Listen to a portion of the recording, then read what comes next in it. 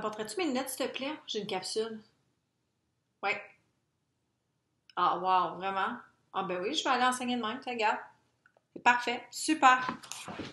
Salut, ça va? J'espère que tu vas mieux que moi. Je peux pas croire que mon fils n'a pas compris que j'ai pas besoin de lunettes de plongée, mais plutôt, ah, merci. Mes lunettes pour travailler. Oh là là, ça se peut pas. Alors, en parlant justement de lunettes pour travailler et de lunettes de plongée, on va regarder les GN, mais surtout le complément du nom. C'est parti. Ah, il a mis ses mains dedans, là. Bon Dieu, ça va bon ça. Alors,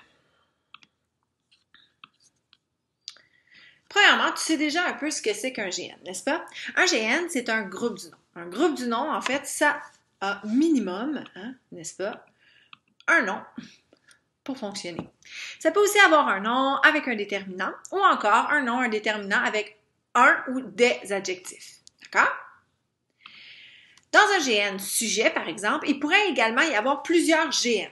C'est le premier nom qui va être le noyau de ce GN sujet-là et qui va permettre de fournir l'accord, à moins que ce soit une série d'énumération qui se termine par « et ». Okay? Par exemple, la pomme, la poire et la banane, bien à ce moment-là, c'est trois petits GN qui sont ensemble, mais les trois ensemble peuvent être pronominalisés par le pronom « il » au pluriel.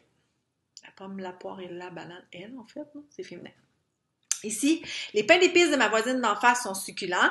Donc, à ce moment-là, j'ai pain, j'ai épices, j'ai voisine et j'ai face, qui sont tous les quatre des noms, mais c'est seulement pain qui va être, dans le fond, mon noyau pour permettre l'accord à l'intérieur de ce groupe-là, tout simplement parce que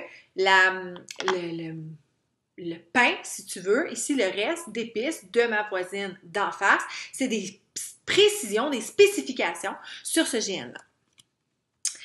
En fait, ça nous amène à nous parler du complément du nom. Le complément du nom, en fait, ça vient donner des précisions sur le noyau du GN. Le noyau du GN est toujours, évidemment, le nom.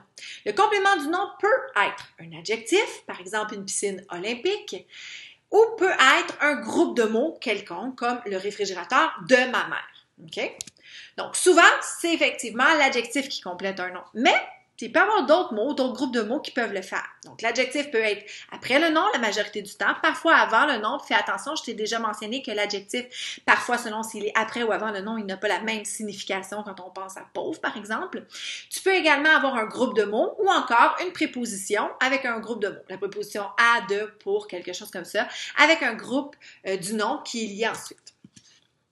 Le complément du nom, généralement, il est après le nom. Ça se pourrait qu'il soit devant, comme dans le cas de l'adjectif. La belle fille, le grand couloir. Parce que le couloir grand puis la fille belle, c'est ordinaire. Le complément du nom est effaçable et la phrase conserve tout son sens. Je t'ai donné un exemple ici. La jeune fille est venue se baigner dans la piscine de la voisine. Alors, j'ai identifié fille, piscine et voisine comme étant des noms et j'ai identifié jeune comme étant le complément du nom de fille et le de la voisine au complet, ce GN-là, qui est le complément du nom piscine. Alors, je pourrais carrément dire, la fille est venue se baigner dans la piscine, bam! La phrase a quand même du sens, on a compris quand même, il n'y a aucun problème. À ce moment-là, on peut dire que le complément du nom, le complément de ces noms-là a été effaçable. Dans un GN qui contient un ou plusieurs compléments du nom, c'est le premier nom qui est le noyau. Les enfants de mon cours de karaté travaillent fort. Alors, les enfants, le de mon cours de karaté, ça spécifie de quels enfants on parle. Puis, le karaté, ça spécifie de quel cours on parle, OK? Donc, l'arbre est dans ses feuilles, marée là. Bon, OK, ça va. Je me concentre. Alors, c'est enfant qui va être, en fait, le noyau de ce GN-là. Évidemment, n'oublie pas de pronominaliser, ça va t'aider à bien accorder ton sujet et ton verbe. N'oublie pas d'utiliser les trucs pour bien reconnaître les noms dans une phrase. Un nom, ça peut nommer une chose abstraite, comme le respect, la compréhension, la colère. Ça peut également être séparé du déterminant par un adjectif. Ça peut représenter quelque chose qui existe, un objet, peu importe. Il n'est pas toujours, attention, précédé d'un déterminant. Hein? Nous jouons avec entrain, par exemple. Okay? La classe d'un même mot peut changer selon la phrase. Par exemple, il va à la ferme ou encore Roger ferme la porte de la grange. Ben, on a deux fermes, mais dans les deux cas, c'est pas tout à fait la même, c'est pas la même classe de mots. Il y en a un c'est un nom et l'autre c'est un verbe.